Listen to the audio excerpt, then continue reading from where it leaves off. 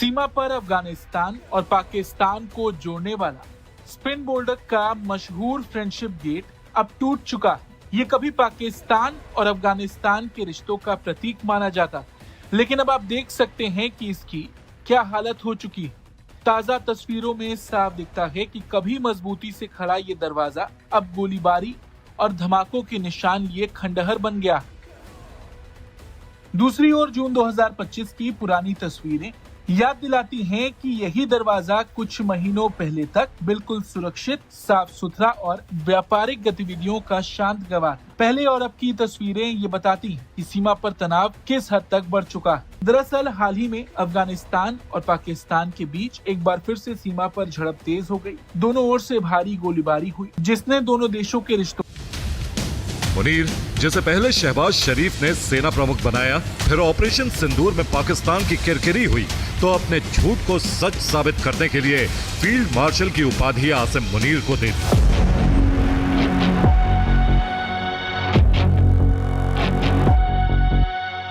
और अब पाकिस्तान की तीनों सेनाओं का चीफ बनाने के मसौदे पर भी हस्ताक्षर कर दिए।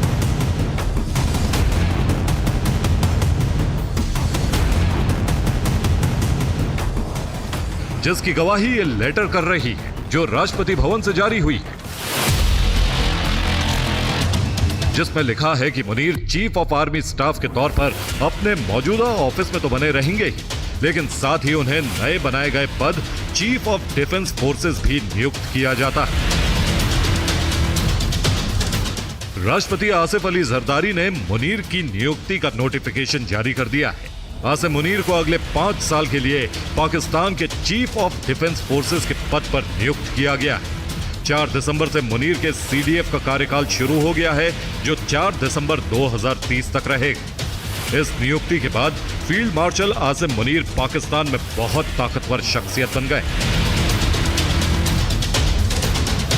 पिछले कुछ हफ्तों से इसे लेकर कयासों का बाजार गर्म था कि क्या मुनीर को सीडीएफ पद सौंपा जाएगा कि नहीं, क्योंकि इसको लेकर पूरे पाकिस्तान में बवाल मचा था।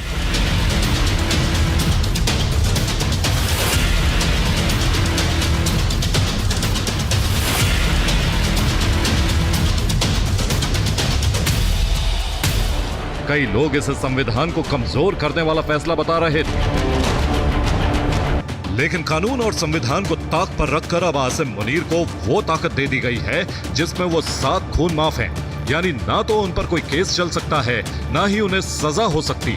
वो जिसे चाहें, जैसे चाहें अपने रास्ते से हटा सकते हैं। लेकिन मुनीर को मिली यही शक्ति अब इमरान के लिए खतरे की घंटी बन गई है,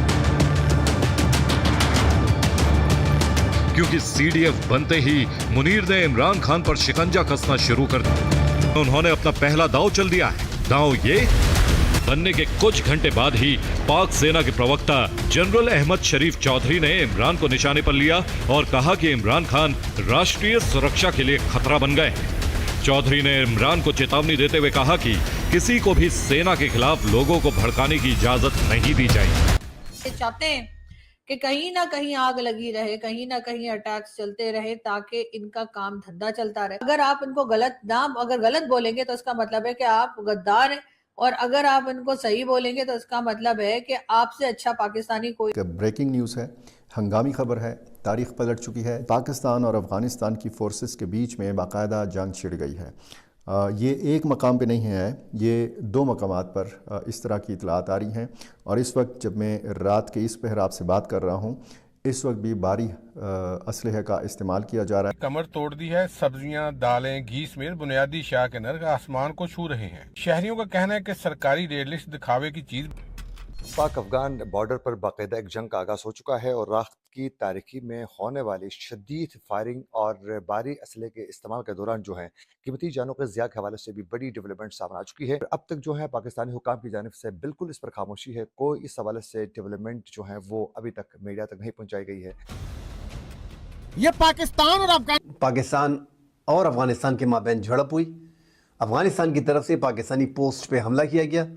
पाकिस्तान ने जवाबी कार्रवाई में भारी हथियार इस्तेमाल किए और उनकी 4 चौकियों को निशाना बनाया और वो तबाह कर दी। दोनों अतराफ से भारी हथियार का बाकायदा इस्तेमाल किया गया। पाकिस्तान के ड्रोन्स जो है वो अफगानिस्तान में दर्जनों के हिसाब से घूमते रहे और कमांड एंड कंट्रोल सेंटर जो अफगानिस्तान का था वो तबाह कर दिया। जो खबरें आ रही हैं कि 10 से ज़ायद अफगान तालिबान फोर्सेस को हलाक किया गया है, जबकि पाकिस्तान में 3 शहरी जो हैं वो शदीद ज़ख्मी हैं। इन्होंने स्पिन बुलदा कंदहार से चमन बॉर्डर को निशाना बनाया और हमारे चमन जो बॉर्डर है उसको नुकसान भी शदीद पहुंचाया। पाकिस्तानी सिक्योरिटी फोर्सेस ने बाहरी हथियार का इस्तेमाल करके उनको खामोश करा दिया था। बाद अज़ा उन्होंने भी भारी असलहे का इस्तेमाल किया। पाकिस्तान ने उनकी चौकियों को निशाना बनाया।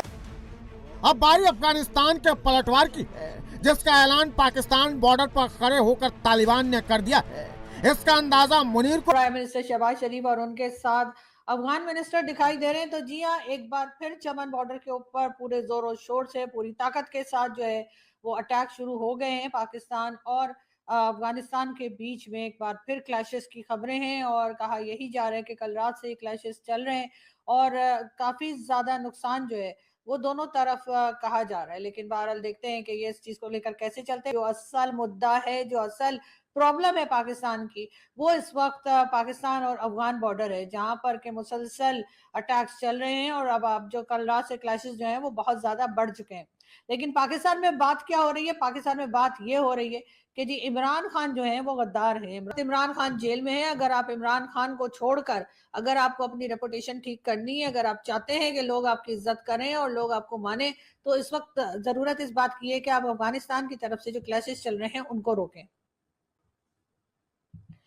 हर कंट्री की फौज को कहा जाता है कि जी ये लड़ने मरने के लिए हैं, लेकिन ना तो किसी को लड़ना अच्छा लगता है, ना ही मरना अच्छा लगता है। हमें भी नहीं अच्छा लगता कि हमारे लोग लड़े और हमारे लोग मरे। हम चाहते हैं अमन हो, और अमन तभी होगा अगर आप अपने लोगों के साथ जो है या अपने पड़ोसियों के साथ अपने टर्म्स को बेहतर करें। तालिबान पाकिस्तान से जंग लड़ने की तैयारी और रणनीतियों पर काम करना शुरू कर चुका है।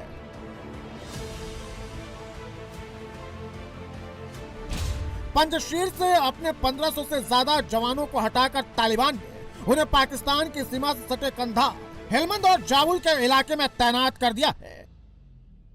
यह अफगानिस्तान के सबसे खतरनाक कमांडो हैं, जिनको अब पाकिस्तान बॉर्डर पर भेजा जा रहा है। मुनीर के खिलाफ तालिबान अब खुलकर सामने आ गया है।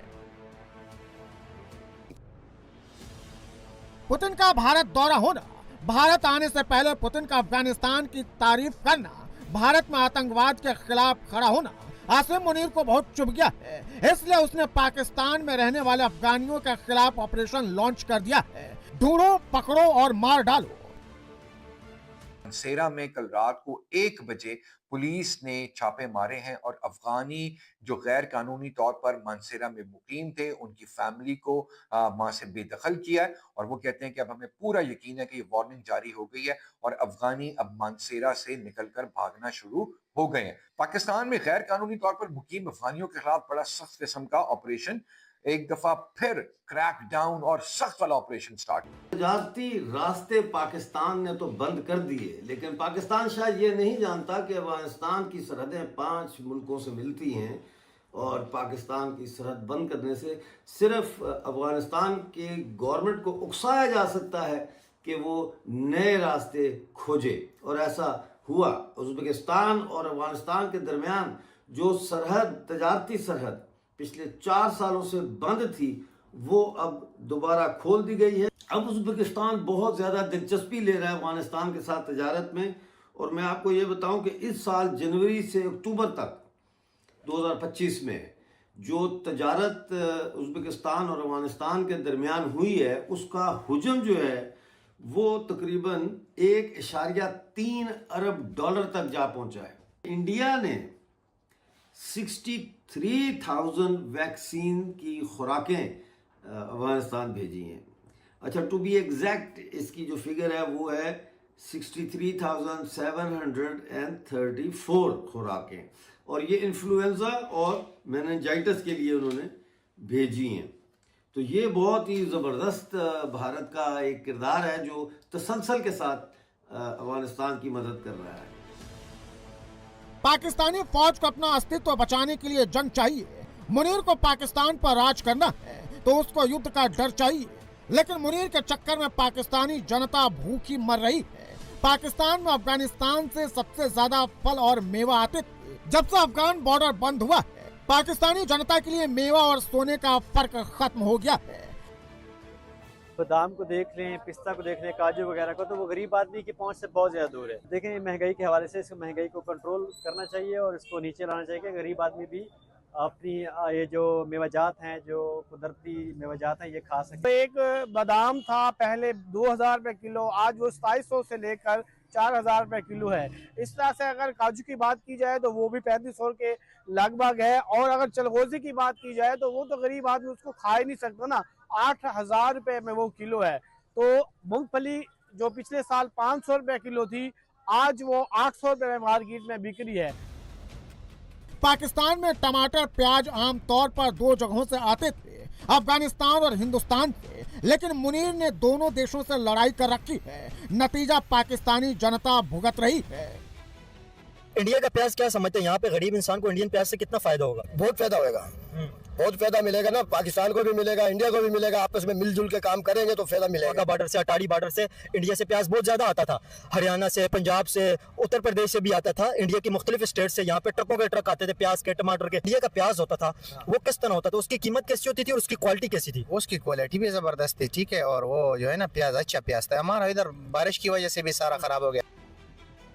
पाकिस्तान में टमाटर 700 रुपए किलो पहुंच गया है, और जो सस्ते टमाटर पाकिस्तान ने ईरान से मंगवाए हैं, उनको खाकर पाकिस्तानी बीमार पड़ रहे हैं। पाकिस्तान ने सस्ते के चक्कर में सबसे खराब क्वालिटी का ऑर्डर दिया।